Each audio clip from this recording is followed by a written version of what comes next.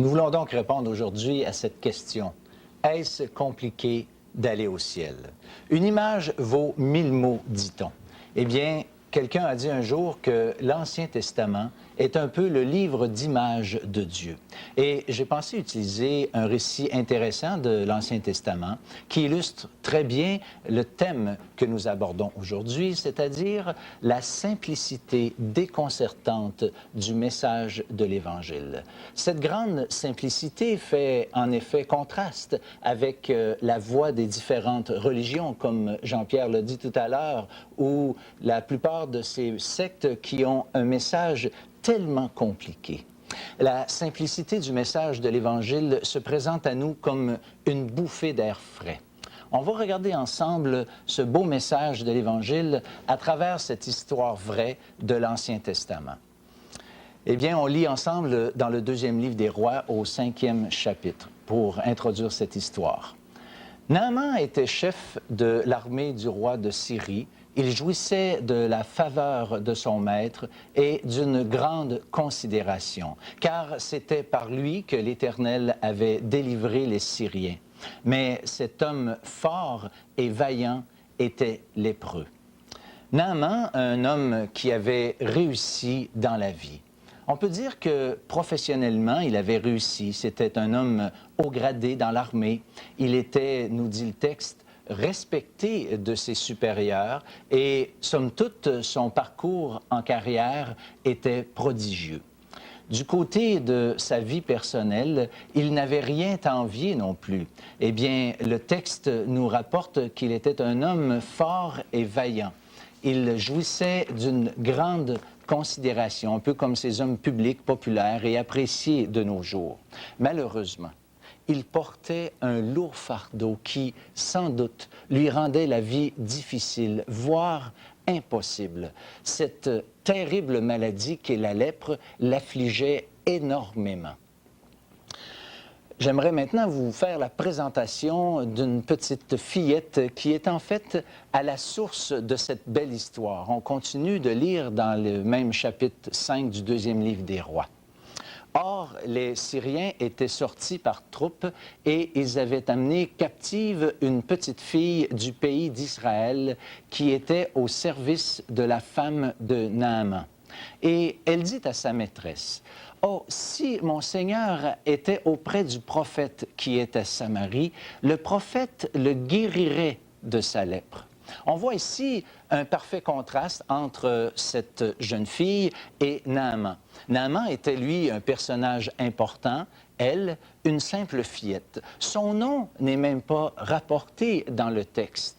Une fillette déportée de son pays et esclave de surcroît.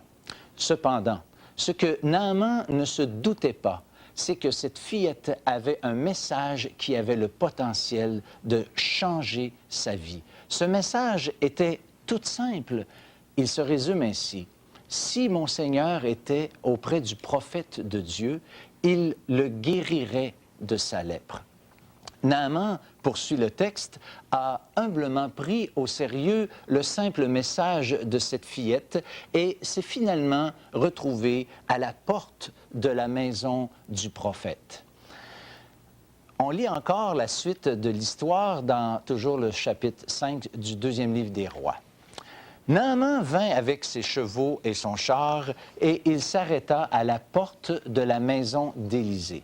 Élisée lui fit dire par un messager, « Va et lave-toi 7 fois dans le Jourdain, ta chair redeviendra saine et tu seras pur. » Voilà ce que j'appelle un message simple, n'est-ce pas? « Va et lave-toi 7 fois dans le Jourdain et tu seras guéri. » Une chose est certaine, il était loin de s'attendre à une telle réponse. D'ailleurs, sa réaction va nous le confirmer. On lit encore les versets qui suivent dans le même chapitre 5. Naaman fut irrité et il s'en alla en disant, « Voici, je me disais, il sortira vers moi, il se présentera lui-même et il invoquera le nom de l'Éternel, son Dieu. Il agitera sa main sur la place et guérira le lépreux.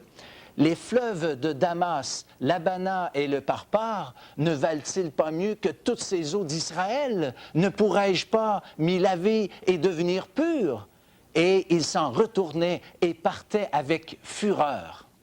Cette réaction simple, dans le sens de simplice, est tellement évidente. Voyez-vous, il y a 3 petits mots qui résument en fait cette attitude, cette réaction. Et ces 3 petits mots sont « je me disais ».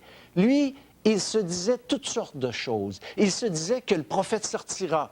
Il en était certainement digne à son esprit. Il se disait qu'il ferait des prières devant lui, qu'il lui imposerait les mains. Bref, rien ne s'est passé comme il s'attendait.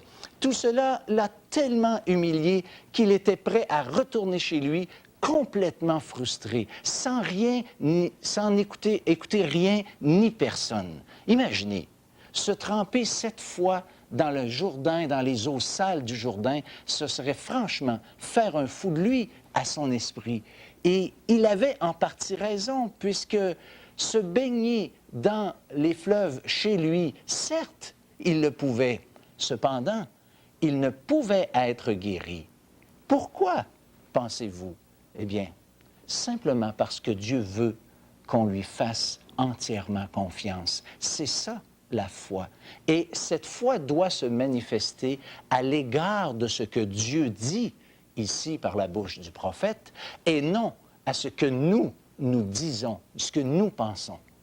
C'est le cœur de toute l'affaire, le centre de tout ce problème. Ce qui compte, ce n'est pas la quantité ou combien grande est votre foi, mais simplement de croire ce que Dieu a dit. La seule façon pour Naaman de matérialiser et concrétiser sa foi, c'est de dire sa confiance à Dieu et d'obéir en se lavant simplement 7 fois, comme Dieu l'avait demandé par la bouche du prophète. Heureusement pour Naaman, le bon sens et la foi ont croisé sa route. On lit encore la suite de cette histoire. Mais ses serviteurs s'approchèrent pour lui parler et ils lui dirent, « Mon père, si le prophète t'avait demandé quelque chose de difficile, ne l'aurais-tu pas fait? Combien plus dois-tu faire ce qu'il t'a dit? Lave-toi et tu seras pur. » Encore ici, nous avons une solution simple de la bouche de ces sages serviteurs. S'il t'avait demandé quelque chose de difficile, quelque chose de compliqué, franchement pas quelque chose de simple, ne l'aurais-tu pas fait, lui dirent les serviteurs.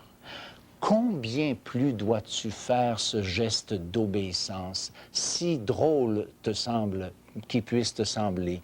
Eh bien, on voit qu'il y a eu un résultat merveilleux. Naaman s'est calmé, est revenu à son bon sens et a écouté la voix de ses chers serviteurs. Un résultat simple, mais combien merveilleux s'est produit. Regardons ensemble encore le verset 14, toujours dans le même chapitre. « Il descendit alors et se plongea 7 fois dans le Jourdain, selon la parole de l'homme de Dieu. Et sa chair redevint comme la chair d'un jeune enfant, et il fut pur. » Naaman a écouté une simple servante, s'est soumis au simple conseil de ses serviteurs et, par sa simple obéissance, il a été guéri.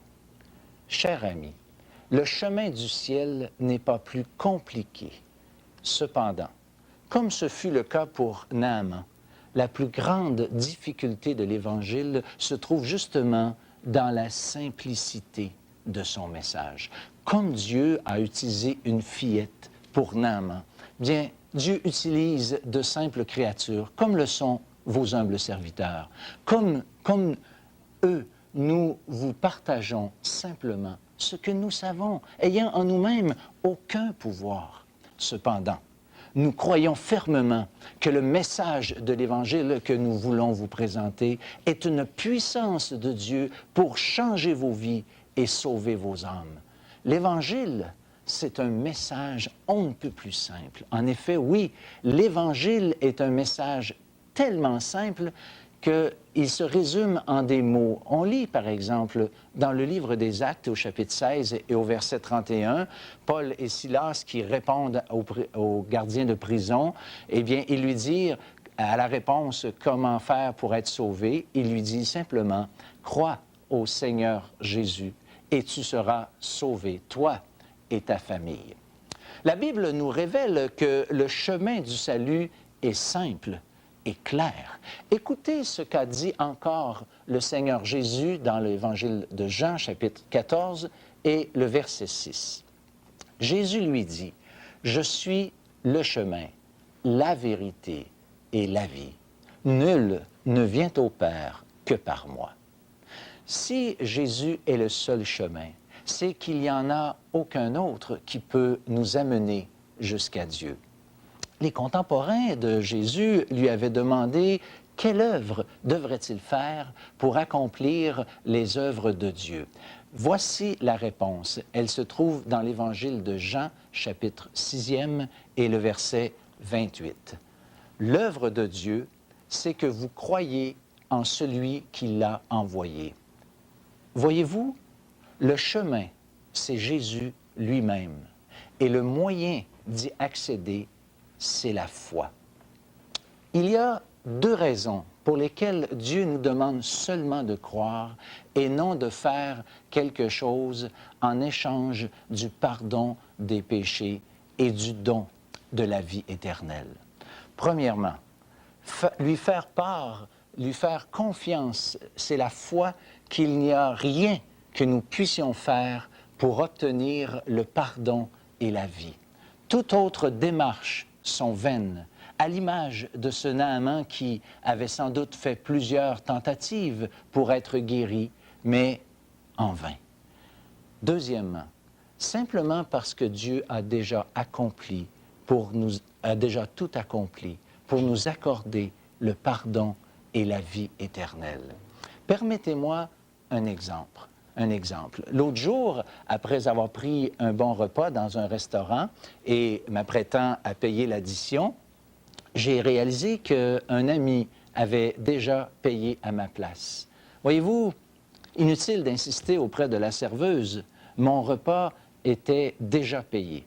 Eh bien, la Bible nous rapporte que c'est exactement de cette façon que Dieu a agi avec nous.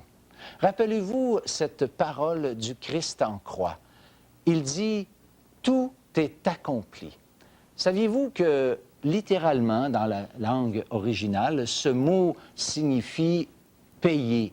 C'est un terme légal équivalent à une expression plus moderne que nous appelons souvent et aujourd'hui une quittance de dette. Une quittance de dette est aujourd'hui un document notarié qui nous est possible d'obtenir lorsque, par exemple, notre maison est libre de toute hypothèque. Eh bien, c'est bel et bien ce que Jésus, sur la croix, venait de faire. Notre dette envers Dieu à cause de nos péchés, a été à jamais acquittée. Voilà ce que voulait dire « tout est accompli ». L'œuvre qui peut maintenant vous acquitter, vous libérer de toute dette que vos péchés vous ont amenée, elle est maintenant payée par le Seigneur Jésus.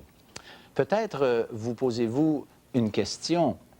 Est-ce que cela signifie que tout le monde est sauvé, que tout le monde sont au bénéfice de cette œuvre que le Seigneur Jésus a accomplie pour chacun d'entre nous?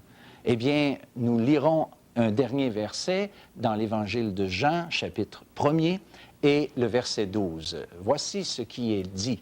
« Mais à tous ceux qui l'ont reçu, à ceux qui croient en son nom, elle a donné le pouvoir de devenir enfants de Dieu. » À l'instar de Naaman, connaître le message du prophète ne pouvait en soi le guérir.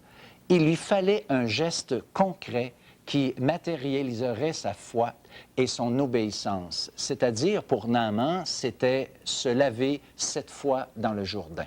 Eh bien, ce geste de Naaman correspond à cette démarche à laquelle nous vous convions.